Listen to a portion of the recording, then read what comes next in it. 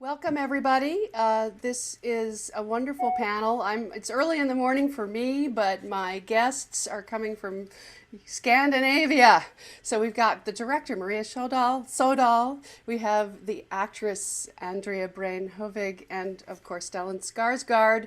This is an extraordinary movie, Hope, and I want to launch with a question for the two actors. What impressed you about this screenplay, and how was it unusual? Perhaps we could start with Andrea. Uh, the biggest surprise for me was that I found it so funny. I laughed, and which was because I knew somehow what the script was about, so I expected to cry, but I didn't expect to laugh. So that was the biggest surprise for me. Yeah. Stellan? Well, I first read like a two-page draft that Maria had made, and I was very happy when I read it because from that draft I saw this is a funny film, but it also showed that it was not the kind of we have like 1,000 films about people dying in cancer or from cancer in one way or another. So it's a genre by itself, but this was something fresh and something much more alive. And also it was at the same time it was a story about human beings, about love and about a relationship and a family, and that excited me very much about it. Maria, tell me how you developed this screenplay and what you were trying to achieve with this story. Um, yeah, I'm trying to make this short. I didn't want to make it, so in the process of not wanting to make it, I became very unsentimental and very sort of finding a way to work which would keep my curiosity going. So because I was so afraid of making something like a cancer genre movie. So finding what, in particular was the crystallized, the center of the movie, which is a very different kind of a love story. And this was the process, getting to that point, seeing that that is what it is. And that took me some time. You can tell this is a really, really good screenplay, and it's unusual in that you have created very high stakes. It isn't every day that you're dealing with love, death, marriage, the possibility of a wedding, and holidays all occurring at the same time. And The timeline of 1 week or something. yes, it's unbelievable. I'm, any woman who runs a household, who has a family, who has to get through the holidays in the first place alone. Plus, you start the movie with you starting out with your performance right there at the beginning of the holidays, and whatever tension exists with the husband trying to hold down the fort. It's already you're escalating the state. You must have figured that out. You knew what you were doing, Maria. She's lived it. I know this is the reality of what actually happened. I mean, the outer plot is so it's it. I had to actually, avoid things because it seemed too plotted, written.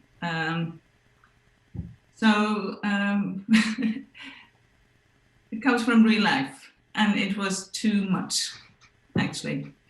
And I just have to be grateful for that afterwards. After having when death was cancelled, I have to be grateful to what actually happened in real life to make a good story. So, to what extent is this true, and to what extent did you fictionalize? I think instead of saying what is true, I will say what is fictionalized, because it's shamefully close to what's happened. It's 10 years more between the main characters. In my real life, I've only got 10 years between. here is 20, which came from an earlier idea I had before I got cancer about, telling a love story between two people with a huge age difference. So I brought that into this one. And also the professions.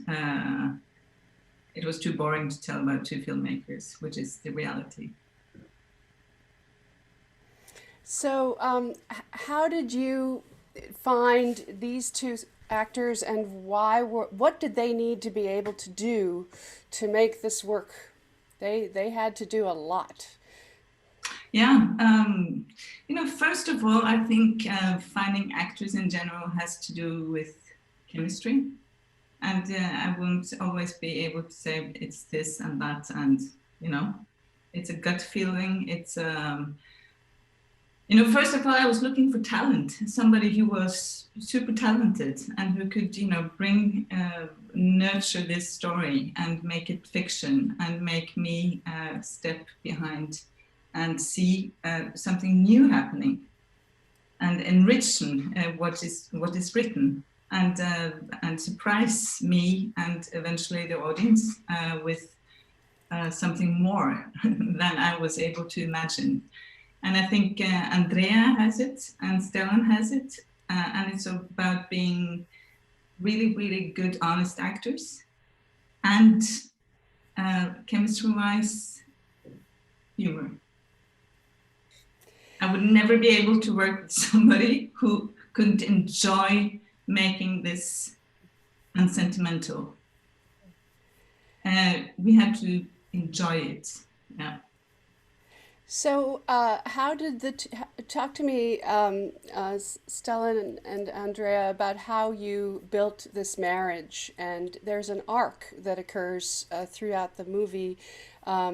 Maria, Andrea, you seem to be working very much with the question of what drugs you're taking and how that affects your performance. But there's also an arc between the two of you of feelings, and that's going along as well. Perhaps each of you could talk about how you manage that. Mm-hmm. You want to start, Stellan? No, I want to hear you first. Well, we have never worked together before, which I think almost was a gift for this project, because we had a few weeks together to research and to get to know each other, of course. But I feel like I got to know Stellan throughout the shooting, which was a very nice process for me. I felt I got to know Stellan and Thomas in the script. We weren't like the best friends and have been doing 10 films together, which I think was a strength with us. But I struggled to get to know Stellan better and better. I want to know what makes him laugh.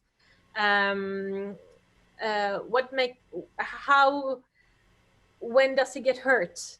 These things was really interesting for me.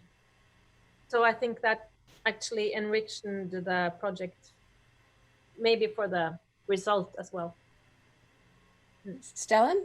Well, it's my role is on the paper. I don't say anything really. So, and I complained to Maria. I said, what the fuck shall I do? There's nothing here. But she said, trust me. And I trusted her, which was right. But the thing is that what is fantastic with film is if you create a real relationship between the actors, you get, without dialogue, the audience gets that. They read what's happening. They read the chemistry. They read when people are close or where they're remote to each other. All that is read subconsciously in a fantastic way. So that you have to establish that one way or another, which means that you actually have to be there and feel things for each other. When it comes to the arc, in some projects you sort of construct an arc yourself as an actor to have to see where the film is taking you and where it's taking your character. But in this case, the arc was in the material.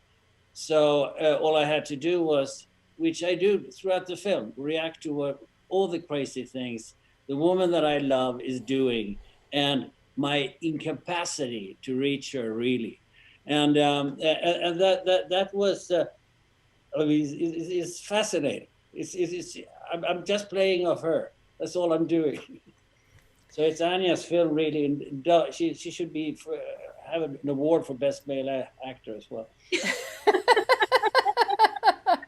Well, Maria, you must have been conscious that you were setting up a situation where there would be these long takes on Stellan's face, and he had to give us something, and he does. Are we just projecting onto him? What is going on there? What is the camera finding in Stellan's face? You know, when you asked me how did I find these actors, of course, in Thomas's role, it really requires somebody who has an inner life. And I mean, everyone has an inner life, but somebody who is able to do so small things, which becomes so important, you know, to just, I mean, she's terror, you know, everyone is sort of, you know, tiptoeing around her. And I mean, he needs to do so little to react. You know, you say you're not doing anything, you're not saying anything, you're doing a lot. and you know, we never worked with the camera as for, you know, now we're going to see him reacting on her or whatever. We made, you know, long shots of the whole scene all the time. And it's all about, you know, being present. And trusting that that's enough. You know, but it's also about a director who actually doesn't only photograph the person that is talking all the time, but who has the sensitivity to feel the thickness in the air in a room and capture that, and knowing how you build that. And so it's with another director we would have been helpless. Not Andrea, of course, because she sort of goes over everything anyway. So Andrea, talk a little bit about the drugs. You sometimes you're on Medrol and you're manic and Yep. you're energetic, you're vacuuming. Yeah. Other times you slow down. Talk about how that affected your performance. Well, I had one script where I only had notes on the steroids so I exactly knew in every scene where how many hours since I took the last pill, and but then Maria could ask me less Medrol, even though so she was the one that conducted this steroid symphony. So even though I said, yeah, but she takes a pill here.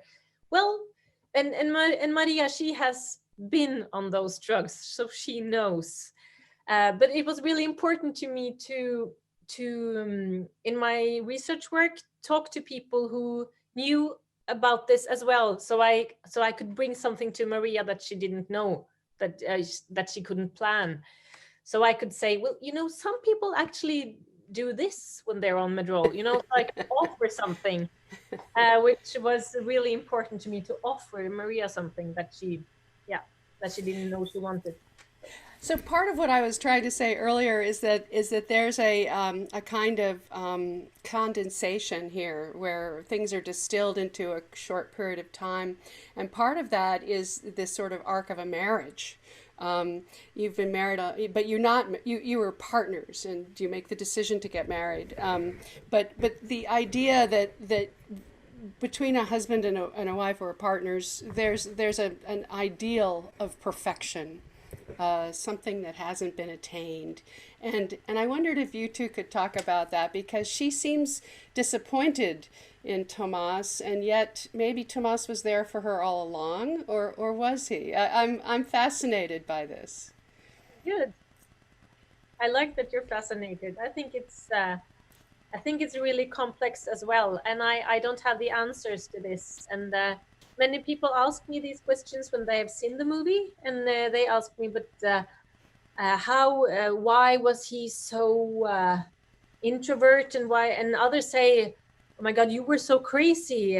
He should have shouted to you. And there are so many reactions to this marriage, and I don't have the answers. I think this is one of the qualities of this film, is that different people react differently to this marriage, and so do I. If that was a really terrible answer, or That was a no? great answer. Okay, No, I think we all project is the answer. I suspect, given our own experiences. Yeah, Yeah. I would have settled for Thomas. I'm just saying, but Stellan, what do you think is going on? Well, but it's interesting you said people have those fantastic ideas about how life should be, how a marriage should be, and how your partner should be, which is something you should be really careful with that. My wife said to me, "There's only one way to happiness: lower your expectations." And I said, "Thank you." But it is something that there are no perfect marriages, and there are no perfect people. We're all clay that is sort of formed all the time by each other and by realities, and everything is fluid and changing. So I'm sure that Thomas in this relationship, he thought everything was fine. Everything was so good. What is the problem? That was his attitude, which I can relate to. Yeah, but you don't always see what is the problem, and sometimes some people has a totally different angle on the subject and sees only problems. It's like if you have friends that are divorcing, never pick a side. That is really important. So the other thing, Maria, that you had to do as a filmmaker, this isn't just a two-hander, as we call it in Hollywood. You have a family, you have friends, you have parties, you have enormous blocking challenges. Tell me how you and you did it. I don't know how to praise you highly enough. You did it. It seems effortless.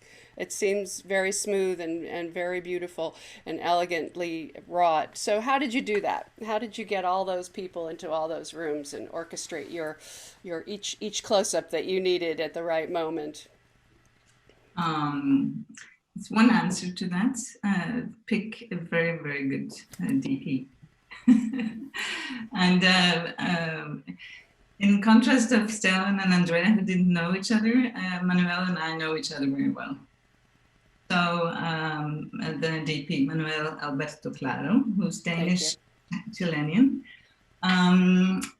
So we had done a feature early on, and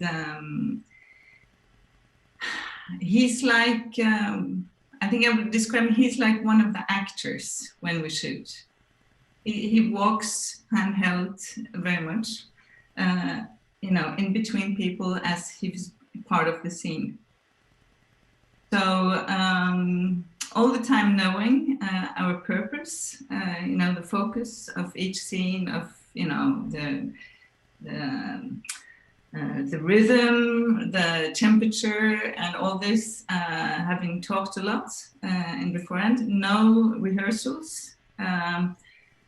Then I trust him and he trusts me, and that's how we work. And we set up rules, play rules. This movie, this is allowed, this is allowed, this is not allowed. So, when you're what to do, okay, yeah, but this is the style. That's what we go for. This movie was also very much a story where I wanted it to, not only be emotional and intellectually interesting, whatsoever. I wanted the audience to be like really exhausted when they have seen, physically exhausted when the movie was over. and not having too much time to reflect on what actually happened, etc. Which is also what happens to the main characters. There's not much time to reflect. And that's what happens when you know you're dying and there's too little time. So to get this feeling, so that was also, very important focus all the way. So how many times would you shoot each of the sequences? Perhaps the actors also could talk about what was the relationship with the camera in these long scenes. But Maria, first for you. You're talking about how many takes? Yeah. It could be 2, and it could be 10. Okay. 15. Okay. Yeah, and that's all about how large the scenes are, how many people are involved, how freely we wanted to. There's always a question of, the purpose of the scene, but you don't know the temperature or whatever. So we shot a lot of different kind of moods and temperatures because we don't know. And for this movie, this was very important also, for the actors. So like for Andrea, for example, she would, she can ask for herself here, but still she would become emotional in the scene, crying. And, this would happen. And we shot, 5-6 takes. And then last one, dry, no crying.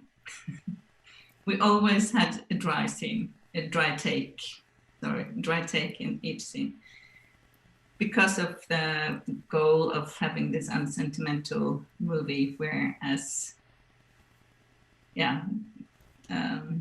there's not so many scenes actually where there is crying, all in all, as for the story. Audience can cry, but not the characters. I cried Yeah. several times. I was very moved by this. It got to me very much.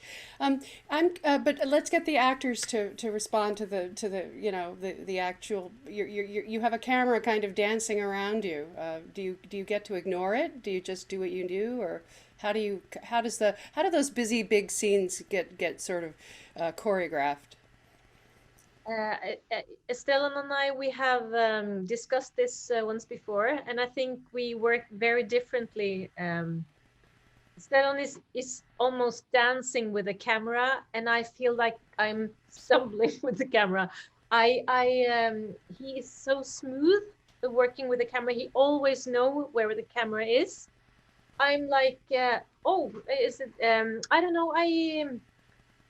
I kind of lose my focus when I'm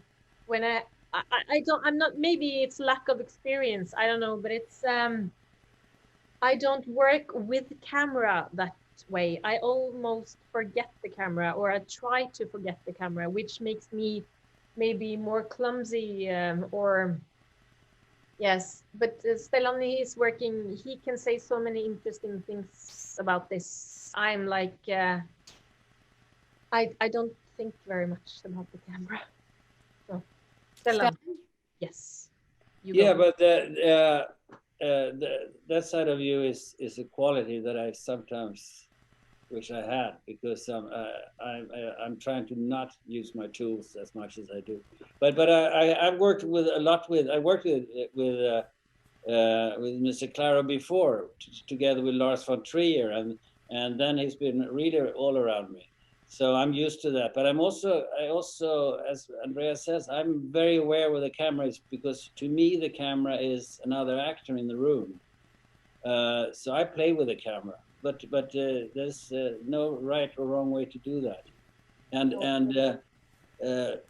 I have, my problem is to lose myself into the character to that extent that Andrea is fantastic at. So I envy her, but it's interesting. But the wonderful thing with working with a camera that operates like Manuel does is that You don't have to be restrained by marks. You don't have to be restrained, because he will find a frame for you. Whatever you do, he'll just be there and get you. So which gives you an enormous flexibility, and also prevents you from becoming too technical and too precise and trying to repeat yourself, which always kills whatever life there was in the scene.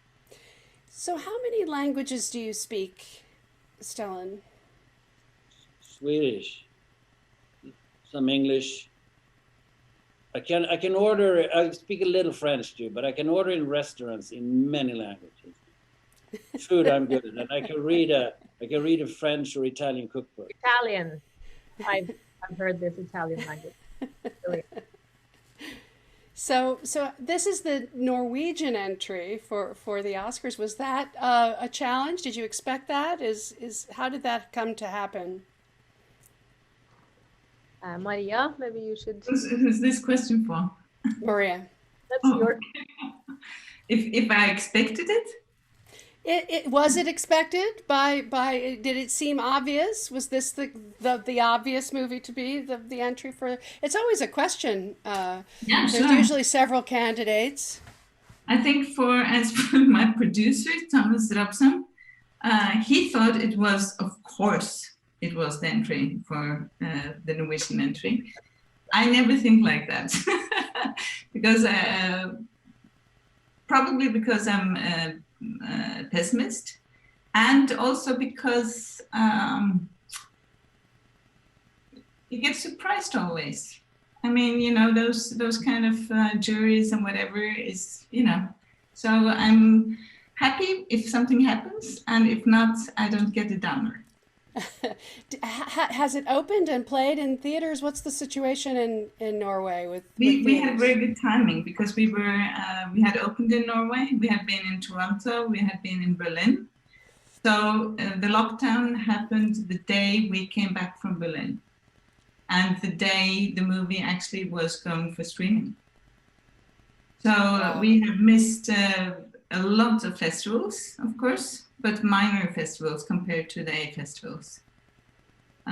So yeah, but there's been a lot of Zoom festivals, which I've been enjoying the last half year. But the sad thing is that it hasn't come out, and the rest of the world has missed it in cinemas. Yeah. Yes. Yeah. That's the sad. Yeah. So the 40 countries which have bought it, they very, very few of them have been in the theaters. Well, thank you all. I could keep going, but congratulations on this wonderful movie, and always a pleasure to see you, Stellan. Always very glad to have met you both. And Thank you so much, Anne. Thank you. Lovely to see you Thank you. again. Thank Bye-bye. you. Bye. Bye-bye. Bye.